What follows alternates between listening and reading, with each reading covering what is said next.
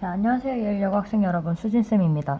이번엔 세포 분열 연습 문제의 3번 문제입니다.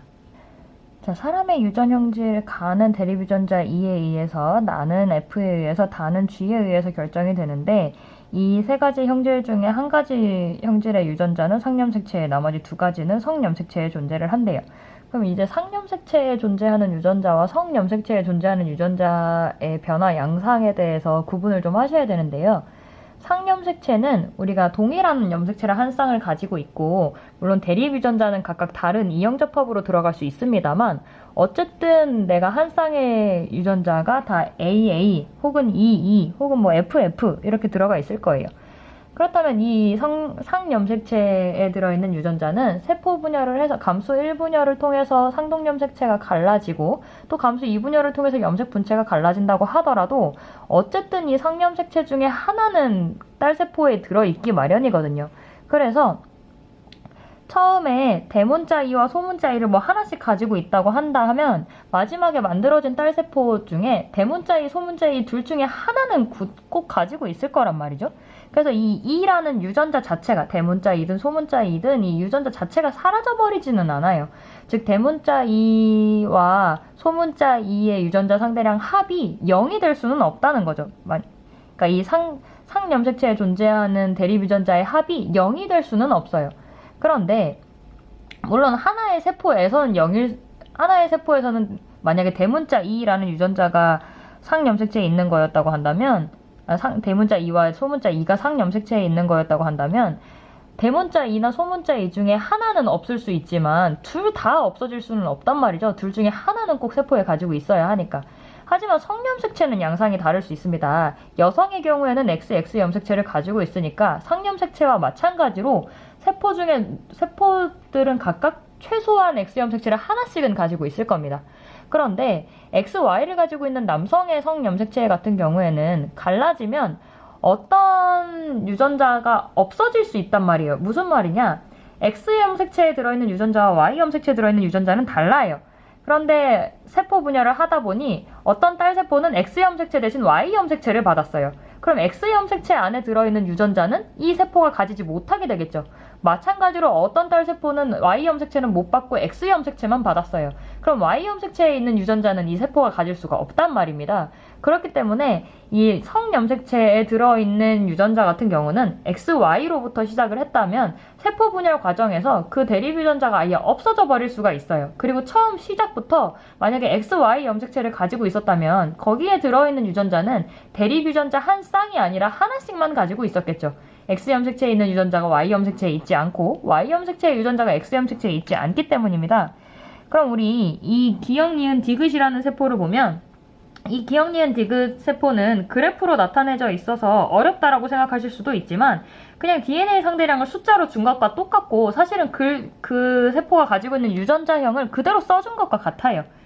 그래서 첫 번째 기역 보면 대문자 E 하나, 소문자 E 하나, 대문자 F 하나, 그리고 대문자 G 하나를 가지고 있대요. 그럼 그거 그대로 유전자형으로 쓰시면 됩니다. 대문자 E, 소문자 E, 대문자 F, 대문자 G.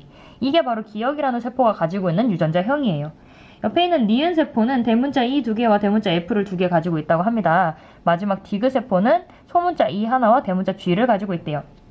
자, 그렇다면 우리 이 기역이라는 세포를 한번 봅시다. 기역이라는 세포는 대문자 E랑 소문자 E 한 쌍의 서로 다른 대립 유전자를 같이 가지고 있어요.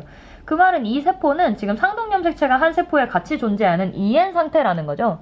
그렇다면 EN 상태면 각각의 유전자를 모두 한 쌍씩 가지고 있어야 하는데 이상하게 F라는 유전자와 G라는 유전자는 하나씩만 가지고 있습니다. F랑 G만 N 상태고 E라는 유전자만 EN 상태일 수는 없는 거죠. 분명히 다 EN 상태일 텐데 이상하게 F랑 G가 하나씩만 있다는 건 F랑 G는 성염색체에 들어있다는 겁니다. 상염색체에 들어있으면 대문자 F가 2개든 소문자 F가 2개든 대문자 F 하나 소문자 F 하나든 어쨌든 합이 2가 돼야 되는데 하나만 가지고 있었다는 건 염색체 자체가 하나밖에 없다는 뜻이에요. 마치 X염색체 하나, Y염색체 하나 가지고 있는 것처럼요. 그래서 F랑 G가 성염색체에 있는 거고 E는 상염색체에 있는 거구나 라는 걸 알 수가 있습니다.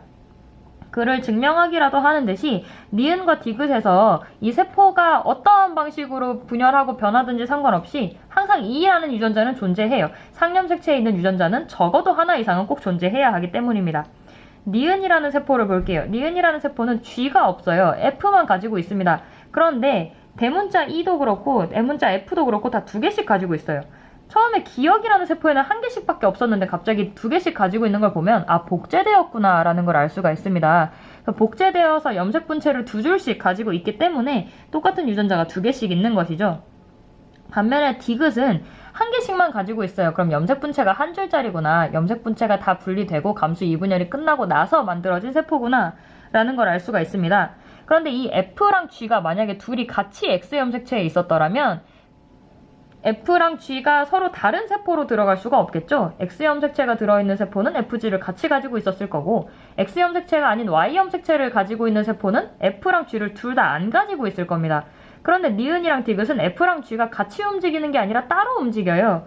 이렇게 되어 있다는 건 F랑 G가 각각 성염색체에 들어있는 건 맞는데 같은 염색체에 들어있는 건 아니라는 뜻입니다. 그렇다면 하나는 X, 하나는 Y 염색체에 들어있구나 라는 걸 알 수가 있는 거죠.